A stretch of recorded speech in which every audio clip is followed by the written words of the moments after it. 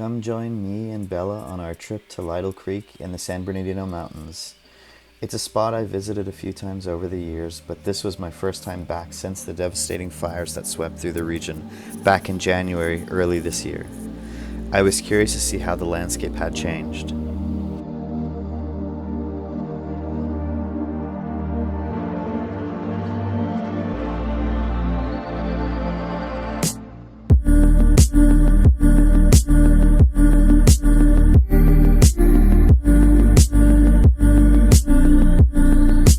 Climbed higher into the mountains, you could see all the fire damage along the way. What was once lush green vegetation, now replaced by charred earth and the skeleton of burned trees. Still, in the midst of all the destruction, there were signs of life pushing through, a reminder that Mother Nature always finds a way to come back stronger.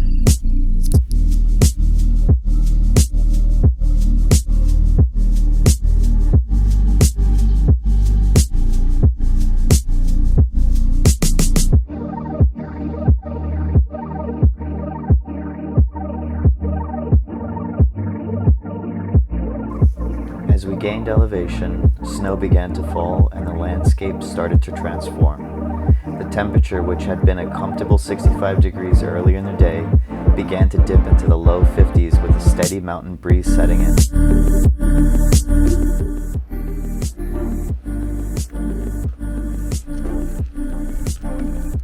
Looking pretty cool out here. SmartCap and the Top Oak are doing good. Nothing weird going on. Got the Van Ultra quick release mounts doing their job, holding everything together. It is a bumpy road coming up here.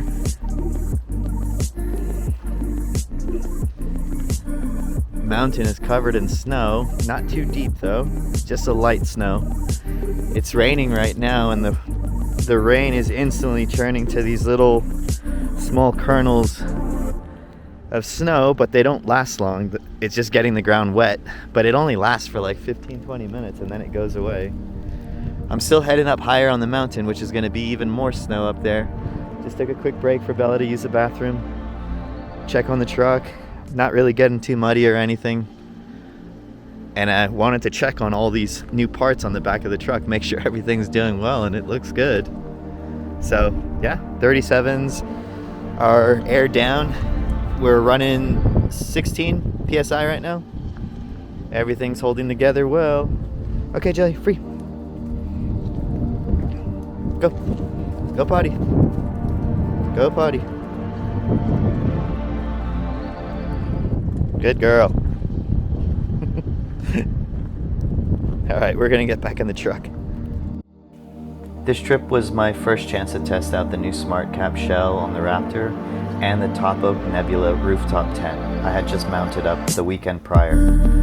I've always used ground tents in the past, so being elevated off the ground, especially in these conditions, made the whole setup way easier.